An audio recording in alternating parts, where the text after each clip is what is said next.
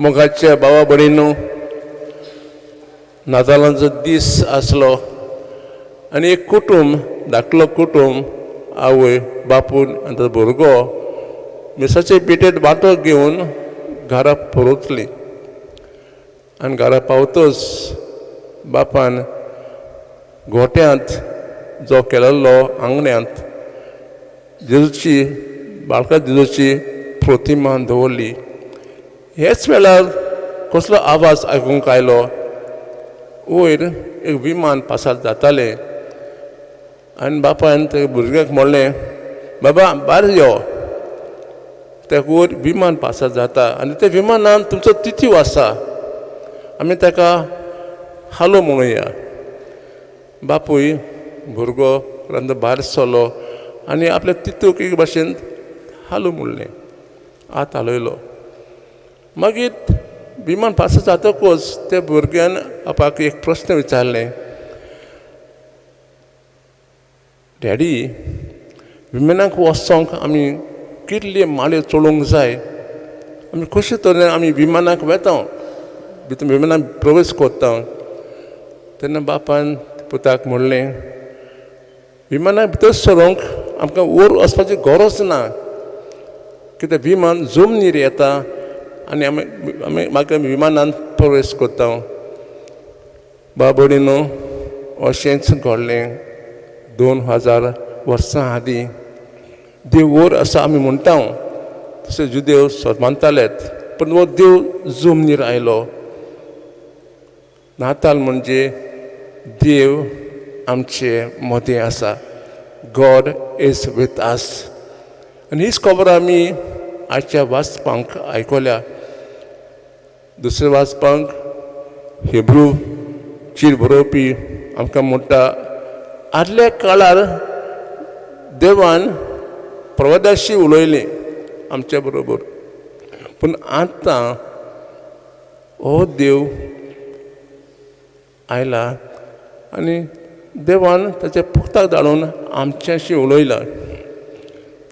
देव कसली भाशा उलयता? What language does God speak?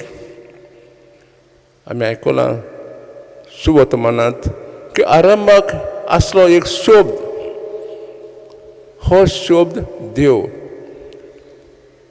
पूण हो शब्द जमनीर आयलो, मनीस जालो, ताणें मनशाक कॉल केलें आनी आमचे बरोबर आमच्या सारकें जिवीत जाल्लें. God is Emmanuel. तेंच प्रश्न, देवान मनशां बरोबर कसली भास वापरली? What language did God speak to man?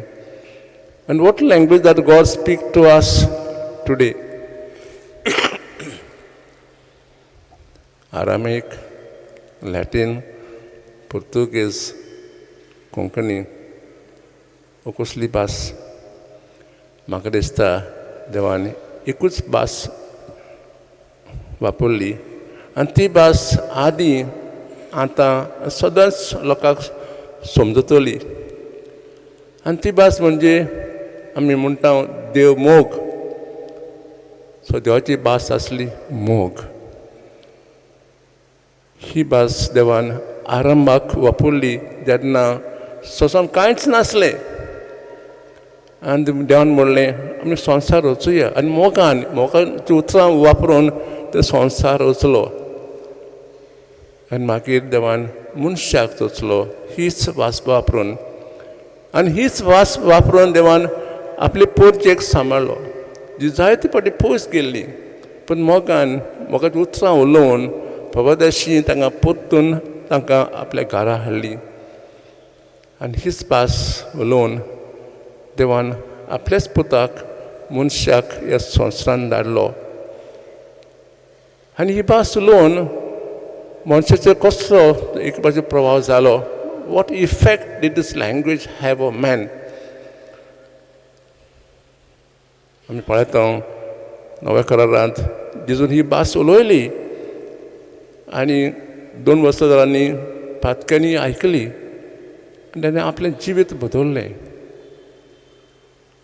तशेंच दुसरे जे थोंटे नेणे आसलेत तेव्हा तीच भास उलोयली ताणें जिवीत बदल्लें त्या जिवितांत नवसरणी जाली थंयसून सोलूक पॉल म्हणटा जेजून तीच भास उलोयली आनी पावलून आपलें जिवीत बदल्लें जेन्ना आमी मोगाची भास उलयता तेन्ना ताचो परिणाम दुसऱ्यांचेर जाता तर जेजून मोगाची भास उलयली आनी कितलें बदल्लें तर आमी आमचे बरोबर कसली भास वापरता